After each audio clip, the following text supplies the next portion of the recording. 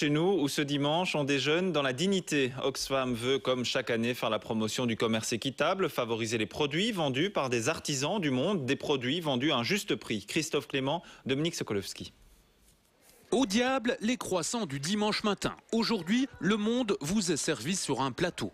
Café du Nicaragua, chocolat du Guatemala, jus de pamplemousse de Cuba. Tous ces aliments ont un point commun, ils sont payés au juste prix à leurs producteurs. On mange, c'est délicieux et en plus on se dit que ça peut faire changer les choses tout doucement au fur et à mesure à long terme. À la fois on participe à un élan et puis c'est le commerce équitable, c'est des bons produits qu'il faudrait consommer plus souvent. Les grandes surfaces proposent de nombreux produits made in dignity, mais le choix demeure moins grand que dans les magasins spécialisés. Alors manger équitable toute l'année, est-ce vraiment évident? Quand vous faites vos courses, vous n'avez pas toujours le temps de passer dans ces magasins-là, donc moi je trouve qu'on pourrait mettre un petit peu un rayon de produits équitables et on pourrait comme ça se servir parce que leur miel est excellent par exemple.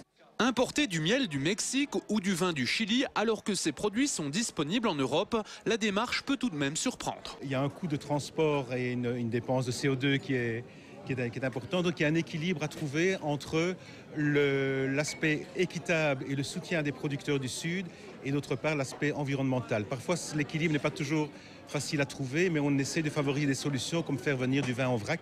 160 petits déjeuners étaient organisés ce week-end en Wallonie et à Bruxelles. 40 000 personnes étaient attendues pour s'y régaler. Les 16e de finale de la Coupe de Belgique, qualification hier soir du Standard et d'Anderlecht, une bonne préparation pour le choc de vendredi prochain entre les deux clubs. Julien Modave.